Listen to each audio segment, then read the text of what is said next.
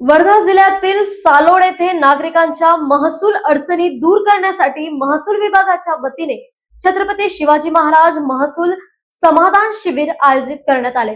शासन आपल्या दारी या उपक्रमात आयोजित या शिबिरात विविध शासकीय विभागांनी एकत्रित येत नागरिकांना अनेक सेवा एकाच ठिकाणी उपलब्ध करून दिल्या।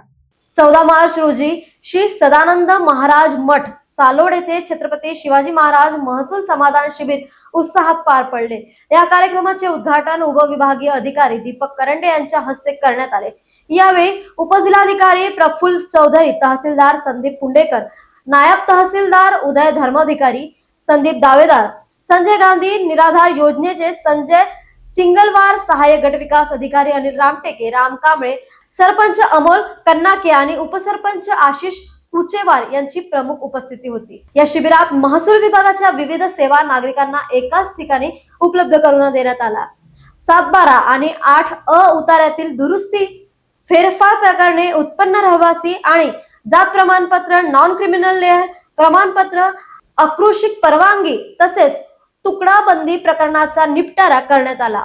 यासोबतच घरकुलासाठी पट्टे वाटप, ई मोजणी अर्ज, ॲग्रीस्टॅक व पीएम किसान नोंदणी तसेच संजय गांधी निराधार योजनेच्या अर्जाबाबतही मार्गदर्शन करण्यात आले। शेतकरी योजनाबाबत माहिती देण्यात आली, तर आरोग्य विभागाने NCD कॅम्प, सिकल सेल तपासणी आणि आयुष्यमान भारत कार्ड वितरणाचे उपक्रम राबवले।